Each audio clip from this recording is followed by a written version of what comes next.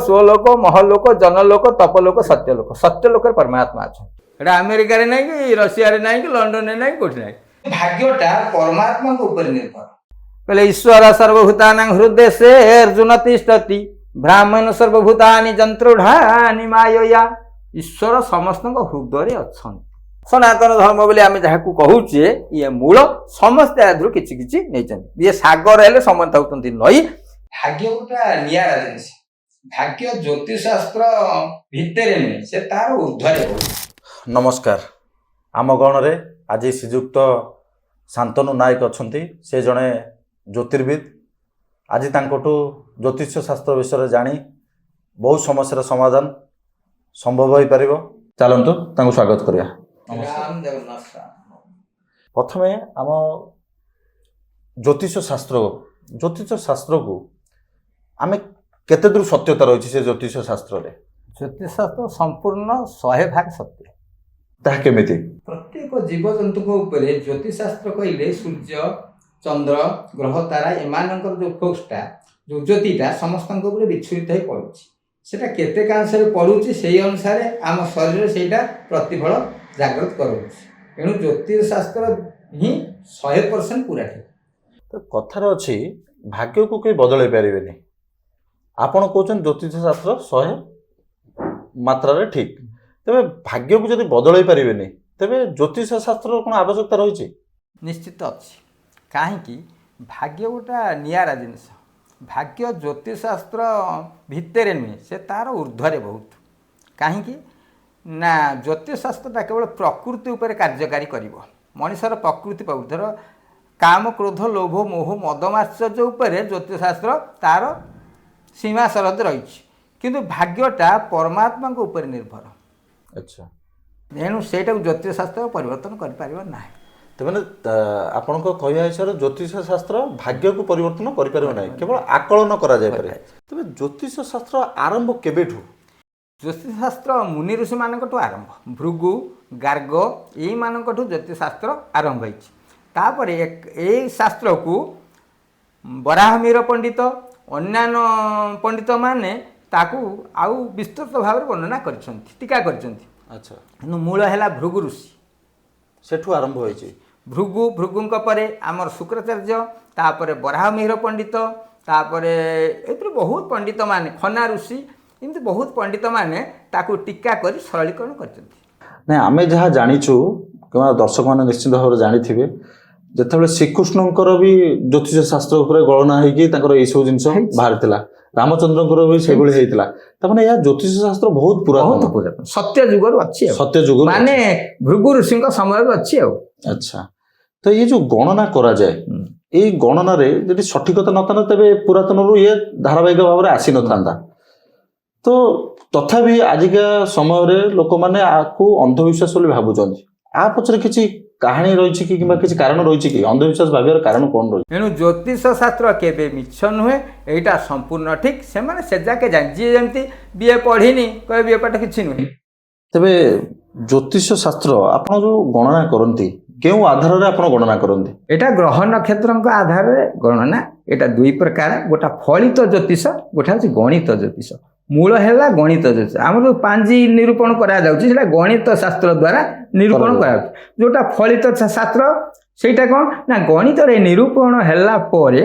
जदि किछि खराब ग्रहंकर दृष्टि पड़िला तार रिमेडी सकाशे आमे फलित ज्योतिष व्यवहार करू आपण ये जो ज्योतिष शास्त्र विषय कहले विभिन्न प्रकार शास्त्र तो अच्छी आपण ज्योतिष शास्त्र प्रति आकृष्ट कौन पे हेले ता पछरे किछि कारण रहिछि आपनकर जीवन कहानी हां मुझे पाला करूली पालाटा कौन जानापी से पाला विद्या प्रवेश कली से आम गाँ को जड़े ज्योतिष आसुले मो पिला कथा से समस्त जनपत्रिका देखती देखा भितर सी कि श्लोक पाठ करती मुझे श्लोक आग्रही थी आग्रही थी एणु थर से पढ़िले जे शनि ये रही कौन फल दब से गोटे श्लोक पढ़ती तुला को दंड मीनस्य लग्नवर्ती शनिश्चर करोति भूपति जस्यं राज राजा युधगत मोर तो एकाथर मन रहे ना एठी पढ़ु था मुझे दिधाड़ी लिखिदेवी पुणी आउ दिड़े आउ जनक घर गले मुझे लिखिदेवी से लिखिदेवी से शास्त्र किणी नी मोर बयस परिपक्व हो नाला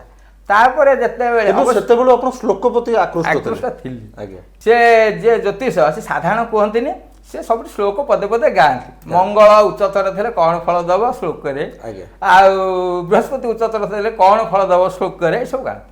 ଶ୍ଲୋକ ପ୍ରତି ଆକୃଷ୍ଟ ଥିଲେ, ତାପରେ ଧୀରେ ଧୀରେ ଜ୍ୟୋତିଷ ଶାସ୍ତ୍ର ପ୍ରତି ମନ ନିବେଶ କରିଛନ୍ତି, ଯାହାଫଳରେ ଆପଣ ସେଠି ଲାଭ କରିଛନ୍ତି। ଆଉ ଜ୍ୟୋତିର୍ବିଦ୍ୟାରେ ଆପଣଙ୍କର ଗଣନା ଆମେ ଯାହା ଜାଣିଛୁ ଆପଣଙ୍କର ଗଣନା ବହୁତ ସଠିକତା ଦିଏ।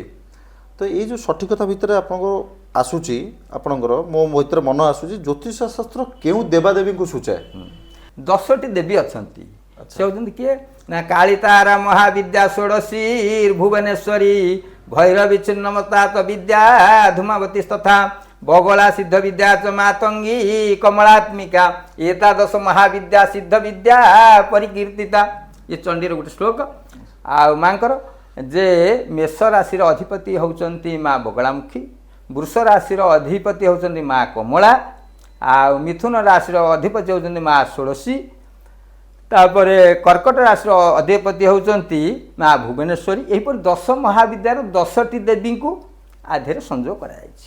ଯଦି ଜଣେ ଚାହେଁ ଏଇ ଯେ ଆପଣ ଯେଉଁ ପଦ ଉକ୍ତି କଲେ, ସେ ପଦ ଦ୍ୱାରା ଯେଉଁ ରାଶିକୁ ଯେଉଁ ଦେବୀ ଯଦି ସେ ପୂଜା କରେ ତାର ନିଶ୍ଚିତ ରୂପରେ ମଙ୍ଗଳ ହେବ। ମଙ୍ଗଳ ହେବ, କିନ୍ତୁ ପୂଜାର ଗୋଟେ ବିଧାନ ଅଛି ଯେ ଆମେ ଯେମିତି ସେମିତି ପୂଜା କରିଦେଲେ ହେବନି। ହয়তো ସେ ଲୋକ ନିଜେ କରିପାରିବ, ନହେଲେ ପୁରୋହିତଙ୍କ ଦ୍ୱାରା କରିପାରିବ। ପୁରୋହିତଙ୍କ ଦ୍ୱାରା କଲେ ବି ବିଧିବତ ପୂଜା କରିବା ଦରକାର। ଆଚ୍ଛା, ଆଉ ପ୍ରତ୍ୟେକ ପୂଜାର ଯିଏ କରିବ, ପଞ୍ଚୋପଚାର ପୂଜା କରୁ, ଧର ଗନ୍ଧ ପୁଷ୍ପ ଧୂପ ଦୀପ ନୈବେଦ୍ୟ। ଆଜ୍ଞା, ଗନ୍ଧ ଚନ୍ଦନ ବୁଡ଼େଇକିରି ସିନ୍ଦୁର ବୁଡ଼େଇକି ଫୁଲଟାଏ ଦେଲା, ଧୂପ ଦୀପ ନୈବେଦ୍ୟ କରିଦେଲା ପରେ ମାଙ୍କର ବା ସେ ଦେବୀଙ୍କର ମନ୍ତ୍ରକୁ ବାର ବାର ସେ ସ୍ମରଣ କରିବ। ଏଇଟା ହେଲା ମୂଳ କଥା। ଆମେ ଯେଉଁ ପୂଜା କରୁଛେ ସେ ପୂଜାରେ କାହିଁ ଫଳବତୀ ହେଉନି ନା ପୁରୋହିତ ତାଙ୍କର ପଇସା ନେଲେ କରିଦେଲେ, କିନ୍ତୁ ଆମ ମନ ସେଠି ସ୍ଥିରୀକରଣ ହେଲାନି। ଆଚ୍ଛା, ଆମର ଦରକାର ଆମେ କଲେନି, ତାଙ୍କ ଦ୍ୱାରା କଲେ ସେଟା ହେଉନି। ସିଏ କରିବା ସଙ୍ଗେ ସଙ୍ଗେ ଆମେ ମଧ୍ୟ କରିବା ଦରକାର। ତ ଯେମିତି ବିବାହର ପୂର୍ବରୁ ଓମ୍ ପ୍ରଜାପତି ନମ ଲେଖାଯାଏ, ସେମିତି ଜ୍ୟୋତିଷ ଶାସ୍ତ୍ରରେ କ'ଣ ଲେଖାଯାଏ? ଜ୍ୟୋତି ବିବାହର 8 ପ୍ରକାର। ମନୁଙ୍କ ଆମ ସମାଜ ମନୁଙ୍କର ଶାସ୍ତ୍ର ଅନୁସାରେ ମନୁସ୍ମୃତି ଅନୁସାରେ ଚଳୁଛି ହିନ୍ଦୁ ସମାଜ। ହିନ୍ଦୁ ସମାଜ ମନୁସ୍ମୃତିଙ୍କ ଆଉ କହୁଛନ୍ତି ସନାତନ ସମାଜ, କି କହୁଛି ସନାତନ ଧର୍ମ। ଆଜ୍ଞା। ସେ ସନାତନ ଯାହା ହିନ୍ଦୁ ସେଇଆ ସମାନ, କିଛି ନାହିଁ। କଥାଟା ହେଲା କ'ଣ, ସନାତନ ଆମେ କହୁଛେ, ହିନ୍ଦୁ ହିନ୍ଦୁ କାହିଁ କୁହାଯାଉଛି, ତାହେଲେ ସେ ଶବ୍ଦ ଆସିଲା କେଉଁଠୁ? ହଁ, ନିଶ୍ଚିନ୍ତ ଭାବରେ। ଯଦି ଜଣେ ତାର ବ୍ୟାଖ୍ୟା କରିବ ଯେ ହିନ୍ଦୁ ତ ନାହିଁ, ସେ ଶବ୍ଦ ଆସିଲା କେଉଁଠୁ? ନାହିଁ। ସିନ୍ଧୁ ଉପତ୍ୟକାରେ ଯେତେବେଳେ ଆର୍ଯ୍ୟମାନେ ରହିଲେ, ସଂସ୍କୃତି ଗଢ଼ି ଉଠିଲା, ସିନ୍ଧୁରୁ ହେଲା ହିନ୍ଦୁ। ଆଚ୍ଛା, ସିନ୍ଧୁରୁ ହିନ୍ଦୁ। ହିନ୍ଦୁ ଏଇଟା ଆମେରିକାରେ ନାହିଁ, କି ରଷିଆରେ ନାହିଁ, କି ଲଣ୍ଡନରେ ନାହିଁ, କେଉଁଠି ନାହିଁ। ମୂଳ ସଂସ୍କୃତି ଆମର ହେଲା ବେଦ, ଋକ୍, ଯଜୁଃ, ସାମ, ଅଥର୍ବ। ତାକୁ କଲେ କିଏ? ଆମ ଶାସ୍ତ୍ରକାର ମାନେ କହୁଛନ୍ତି ବ୍ରହ୍ମା କଲେ। ବ୍ରହ୍ମା ଗୋଟେ ମଣିଷ ନା। ଆଉ ଏମିତି ବି ହେଇପାରେ ଆପଣଙ୍କ ମାନେ ପରିକଳ୍ପନା ମଣିଷର ହେଇପାରେ ନା, ଯେ ବ୍ରହ୍ମା ଏମିତି ନା ନା, ପରିକଳ୍ପନା କୋଉଠି ହେବ? ପରିକଳ୍ପନା କିଛି ନାହିଁ। ବ୍ରହ୍ମାଙ୍କଠୁ ସପ୍ତ ଋଷି ଜନ୍ମ ହେଲେ, ଯେଉଁମାନଙ୍କୁ ତାରକା ଆକାରରେ ଆମେ ନାମକରଣ କରିଛେ। ଯେମିତି ଆମର ଏଠି ଗୋଟେ ମନ୍ତ୍ରୀ ବନ୍ଧ ଶୁଭ ଦେଲେ, ତାଙ୍କ ନାଁ ଲେଖିଦେଲେ, ସେମିତି ସିଏ ଗୋଟେ ହିତ କାର୍ଯ୍ୟ କରିଛନ୍ତି ଜନସମାଜ ପ୍ରତି, ତାଙ୍କୁ ସେଇ ନକ୍ଷତ୍ରକୁ ଚିହ୍ନିତ କରିଦେଲେ। ଦେନ୍ ବିବାହ ଗଣନା ବିଷୟରେ ମୁଁ ପଚାରୁଥିଲି, ଆପଣ ଯେଉଁ ଓମ୍ ପ୍ରଜାପତି ନମ ଲେଖାଯାଏ, ସେମିତି ଏଠି କିଛି ଲେଖାଯାଏ ନାହିଁ। ତ ନିଜ ନିଜର ଅଧିଷ୍ଠାତ୍ରୀକୁ ଦେଖିକି ସେଇଟା ଲେଖାଯାଏ ଗଣନା ସମୟରେ।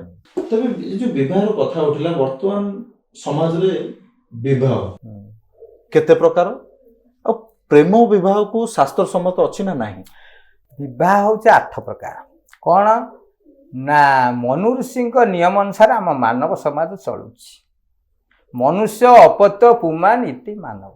ସଂସ୍କୃତରେ ତାକୁ ଯଦି ଆମେ ଗବେଷଣା କରିବା, ଆମେ ସବୁ ହେଉଛେ ମନୁଙ୍କର ବଂଶଧର, ଏଣୁ ଆମକୁ ମାନବ ବୋଲି କୁହାଯାଉଛି। ଏଣୁ ମନୁ ଯେଉଁ ନୀତି ତିଆରି କଲେ, ମନୁସ୍ମୃତି, ସେଇଥିରେ ବିବାହ ହେଉଛି 8 ପ୍ରକାର। ଗୋଟା ବ୍ରହ୍ମ ବିବାହ, ଗୋଟା ପ୍ରଜାପତ୍ୟ ବିବାହ, ଗୋଟା ଆସୁରିକ ବିବାହ, ଗୋଟା ପୈଶାଚିକ ବିଭାଗ, ଆଉ ଗୋଟା ହେଲା କ'ଣ ସ୍ୱୟଂବର। ଯେଉଁଟା ବ୍ରହ୍ମ ବିବାହ, ଋଷି ପୁତ୍ରମାନଙ୍କର ଯେଉଁ ବିବାହ ହେଉଥିଲା, ସେଇଟା ବ୍ରହ୍ମ ବିବାହ। ଆଉ ତାପରେ ହେଲା ଆମର ପ୍ରଜାପତ୍ୟ ବିବାହ। ପ୍ରଜାପତ୍ୟ ବିବାହ, ପ୍ରଜାପତି କହିଲେ ବ୍ରହ୍ମାଙ୍କୁ ବୁଝାଏ। କାହିଁକି? ସେଥିପାଇଁ ଅମର କୋଷ ଲେଖିଛି, ब्रह्मात्मभूसुर ज्येष्ठ परमेष्टिर पितामह हिरण्य गर्भलोकेश स्वयंभू चतुरानन धाताब्जनि द्रोहिण विरंची कमलासन सष्टा प्रजापति वेधा विधाता विश्वरूप विधि एणु प्रजापति घटस्रोत कहले ब्रह्मा को आम आगे रखा एणु ब्रह्मांकर जो माने कर्म कर ब्राह्मण माने से कहले प्रजापति घटस्रोत से प्रजापति न गुरु तांकर जे पुरोधा तांको आगे रखिले एइटार हुए कौन उभय पक्ष देखा साक्षात न हुए ना बरर कन्यार किंतु बर कन्या जो गार्डियन से माने बर पिता आउ कन्या पिता देखा देखी करी कुटुंब को धरी बाहा होता है यही बाहा रही शिव पार्वती। अच्छा हाँ এইটা হলো প্রজাপত্য ঘটছে। তো जो प्रेम विवाह जो आजिका समय प्रेम विवाह को नहीं बहुत वाद विवाद आरंभ होइछि तो ता शास्त्र सम्मत ना এটা শাস্ত্র সম্মত शास्त्र सम्मत 8 प्रकार विवाह ভিতরে প্রেম বিবাহ ଅଛି এটা হলো গান্ধর্ব বিবাহ। अच्छा মানে বর কন্যা को देखला कन्या बर को देखला बर राज्य ହେଲା कन्या राज्य ହେଲା विवाहर हेला समय बहुत भूल तथ्य दिया जाए विवाह करा जाए तार किछि नकारात्मक प्रभाव अछि कि? हाँ भूल तो कहीं भूल देले विवाहटा या बरर प्रकृति कन्यार प्रकृति जदि मैचिंग है राजजटक बोली कह जाउछे ताहले तांकर दाम्पत्य जीवन सुखमय हबो। जदि मैचिंग न हला धर हमर एठी देखा जाए विवाह घरे गण देखा जाए बर को गण कन्या को गण गोटा गण तापर गोटा नाग नाड़ी देखा जाए जरे बरर नक्षत्र कौन कन्यार नक्षत्र कौन से नक्षत्र सहित से नक्षत्र मैच करूछ कि नाही गण रे ए गण सहित से गण मैच करूछ कि नाही एटा प्रकृति सब मैचिंग आ तापर देखा गला कौन ना मंगल दोष मंगल होचंती गोटे पतितपनवादी ग्रह हैला से भाई जिद्दिया ग्रह एणु मंगलटा जदि झील कोष्ठी उच्च स्थान रे थबा ओड स्थान रे रहि जाइतबो क्षति स्थान रे रहि जाइतबो ताले बर निश्चय क्षति करिवो सेति में एटा को मुख्य देखा जाए हैला जे को स्थान रे मंगल थेले बर क्षति करिवो ना लग्ने बेच पाताले जामित्र चाष्टमे कुजे भर्तृकन्या विनाशाय भर्तृकन्या सेटा हला वैधव्य पुष्टि आज्ञा विधवा जोग हबो कार कन्यार एणु सेति करा जीव नाही। तो ये जो गणना समय रे आमे सुनी आसीछु जे राजजटक पड़े राजजटक पड़ी थाए सत किंतु परवर्ती समय रे ता विभिन्न प्रकार असुविधा करे ये जो राजजटक सहित जो असुविधार तार कोन माने प्रामाणिकता कोन? आमे साधारणतः राजजटक कहिले बुझु तृतीय एकादश आ दुई द्वादश आ चतुर्थ दश या को शास्त्रकार माने बा ज्योतिष माने कहि थांती एटा संपूर्ण राजजटक। धर मेष राशि मेष वृष मिथुन कर्कट मेष को कर्कट हला राजजटक। अच्छा मेष वृष मिथुन कर्कट 4 रे पड़ला। अच्छा कर्कट सिंह कन्या तुला बिछा धनु मकर कुंभ मीन मेष 10 रे पड़ला एणु चतुर्थ दशम हेले एटा राजजटक। किंतु एई कोष्ठी रे जदि मंगल अड़ स्थान रे थेबे बा खराब स्थान रे थेबे ताले एटा होची वैधव कोष्ठी एठी कले बर निश्चय मृत्यु मुखर पड़िबो। एणु मुख्य देखा जाए मंगल दोष गण दोष नाड़ी दोष कौन नक्षत्र आ बर नक्षत्र आ कन्या नक्षत्र जदि मैचिंग न केला आज गोटा अभाव पइला से अभावटा दी जन जिद्दी धरी बसिले सल्व कलेनी सेटा नाड़ी दोष। से बुझी पारानी झीटा बुझी पारानी मो स्वामी तो एतिक इनकम ये अनुसार या हम से जिद्दी धरी जदि बसिला से नाड़ी दोष न से जिद्दी धरबनी से 8 दोष के नहीं जो। तो ये जो कहले यार जदि बहुत छोट अर्थ देखा कि सरल करदे तेरे राजजटकर सठिक अर्थटा कौन कह जाय परिबो? राजजटक हला एया उभय को भल पाइबा सहित कर्म को भी भल पाइबा दरकार अर्थ को भल पाइबा जतिकी से अनुसार उभय को कर्मटा भल पाइबा दरकार यथा राधाकृष्ण शिव पार्वती ये राजजटक कराई कौन करा शिव होचंती जोगी पुरुष आ माँ पार्वती होचंती राजार झील। आगे पार्वती शिव को तपस्या कले दीर्घ दिन तपस्या कले शिव परीक्षा कले बहुत शिव गोटा जोगी वेश आसिले ब्राह्मण वेश पचारे माँ झील तू कहीं तपस्या करुचु ना मु तपस्या करूँ शिव को बर ना तू बोली झीटा शिव कहते शिव निजे परीक्षा कर मोर प्रकृत पत्नी हो पार कि ना पार्वती जे तू बोली झीटा कौन ना किए क्या बर कन्या भितर संबंध हेले कौन कौन दरकार जानी से शिव पाखे कि अच्छी कौन ନା କନ୍ୟା ବରୟତ ରୂପଂ ମାତା ବିତ ପିତା ଶ୍ରୁତଂ ବାନ୍ଧବା କୂଳ ମିଛନ୍ତି ମିଷ୍ଟାର୍ଣ୍ଣଂ ମିତରେ ଜନା। ଆମର ଯୋଉ ପ୍ରଜାପତି ଘଟ ସୂତ୍ର ଏଇଥିରେ ଏଇଟା ଯେ କଣ ନା କନ୍ୟା ବରୟତ ରୂପଂ, ଝିଅଟା ସବୁବେଳେ ଚାହିଁବ ମୋ ଜ୍ୱାଇଁଟା ସୁନ୍ଦର ହେଇଥାଉ, ସିଏ ଖାଉ ନ ଖାଉ ପିନ୍ଧୁ ନ ପିନ୍ଧୁ ପଇସା ଥାଉ ନଥାଉ ଯୋଗ୍ୟତା ହିଁ ନେଇଥାଉ ସୁନ୍ଦର। କନ୍ୟା ବରୟତ ରୂପଂ ମାତା ବିତ ପିତା ଶ୍ରୁତଂ, ମା ଖୋଜିବ ମୋ ଜ୍ୱାଇଁର ଯଦି ଅଚଳାଚଳ ସମ୍ପତ୍ତି ଥାଉ ମୋ ଝିଅଟା ବୟସ ରହିବ। ବାପା ଖୋଜିବ ମୋ ଜ୍ୱାଇଁଟା କେମିତି 5 ଲୋକରେ ବସୁଥାଉ ସମ୍ମାନ ପାଉଥାଉ। ବିଦ୍ୟାଟା ଖୋଜିବ, ଇଏ ମା ଖୋଜିବ ଧନ, ଇଏ ଖୋଜିବ ବିଦ୍ୟା, ଆଉ ଝିଅ ଖୋଜିବ ସୌନ୍ଦର୍ଯ୍ୟ। ମିଷ୍ଟାନ୍ନ ବାନ୍ଧବା କୂଳ ମିଛନ୍ତି, ବନ୍ଧୁମାନେ କୂଳ ଇଚ୍ଛା କରିବେ ଯେ ଆମ ସମାଜ ସ୍କନ୍ଦ ବନ୍ଧୁ ହୋଇଥିବା ଦରକାର, ଆମେ ଗଲେ ଯେମିତି ସମ୍ମାନ ପାଉଥିବୁ।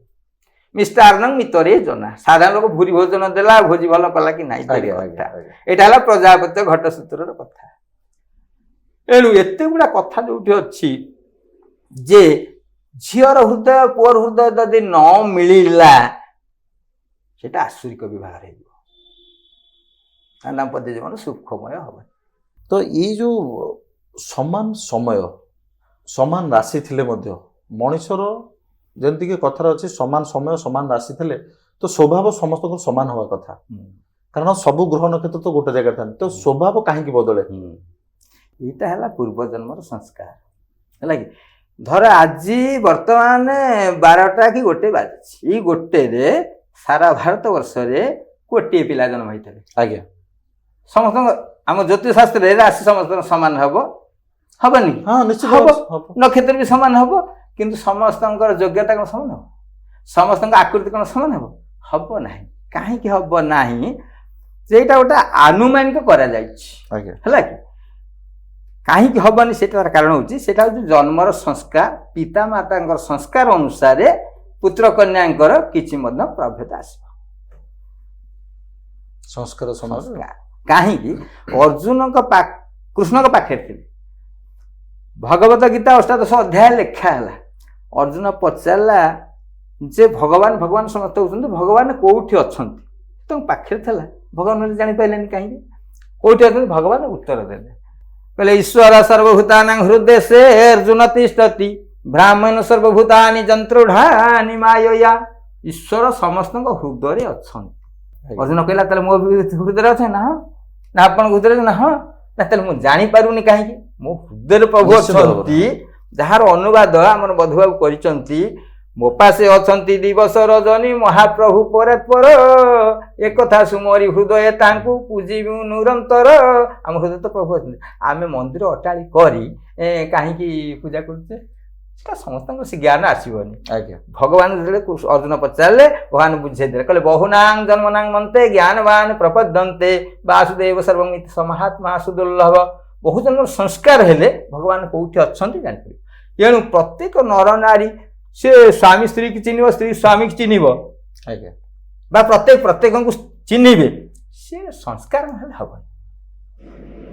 ସେଇଟା ଆଧ୍ୟାତ୍ମିକ ସଂସ୍କାର ଯାହାର ଦୃଢ଼ୀଭୂତ ହେଇଥିବ ତାର ପଥ ଟିକେ ଅନୁଗାମୀ ଅଧିକା ହବ, ଯାହାର କମ ହେଇଥିବ ଦେଖ। ଦେଖ ବର୍ତ୍ତମାନ ସମସ୍ତେ ମରିଗଲେ, ଆମେ ମରିଗଲେ, ଆମେ କୋଉଠି ରହିବା? ଜଷ୍ଟ ଉର୍ଦ୍ଧ୍ୱରେ ରହିବା। ଆଜ୍ଞା, ଏଠି ଯୋଉ ସପ୍ତ ସ୍ୱର୍ଗ ଅଛି ଆମର, ଆମକୁ ସପ୍ତ ସ୍ୱର୍ଗ ସବା ଉପରେ ରହିପାରିବେ କି? କୋଉଠି ରହିଗଲା ନା ଭୂଲୋକ, ଭୁବଲୋକ, ସ୍ୱଲୋକ, ମହଲୋକ, ଜନଲୋକ, ତପଲୋକ, ସତ୍ୟଲୋକ। ସତ୍ୟଲୋକରେ ପରମାତ୍ମା ଅଛନ୍ତି। ତପଲୋକରେ ଅତ୍ରି, ଅଙ୍ଗିରା, ବୈଷ୍ଣବ, ମରିଚି, ଭୃଗୁ ଋଷିମାନେ ଅଛି ତପଲୋକରେ। ଆଜ୍ଞା, ଜନଲୋକରେ ଜନମାନେ ଅଛନ୍ତି, କେବେ ମହାତ୍ମା ଗାନ୍ଧୀ, ଗୋପବନ୍ଧୁ ଯୋଉମାନେ ଦେଶ ସେବକ ସେମାନେ ଜନଲୋକରେ ଅଛନ୍ତି, ତପଲୋକରେ ଯାଇନାହାନ୍ତି। ଆଚ୍ଛା, ହେଲା କି? ସେମିତି ଆମେ କୋଉଠି ଅଛେ? ଭୂଲୋକ, ଭୁବଲୋକ, ଜଷ୍ଟ ଭୂଲୋକ ପୃଥିବୀ, ଭୂଲୋକ ଟିକେ ଊର୍ଦ୍ଧ୍ୱରେ ଅଛେ। ଏଥିରେ ଯୋଉମାନେ ଭୁଲ କର୍ମ କରିଥିବେ, ସଂସ୍କାର ହେଇନଥିବ, ସିଏ ଭୂତ ପ୍ରେତ ହେଇ ବୁଲୁଥିବେ, ତାଙ୍କୁ ବି ଆସନ ଦିଆଯିବ ନାହିଁ।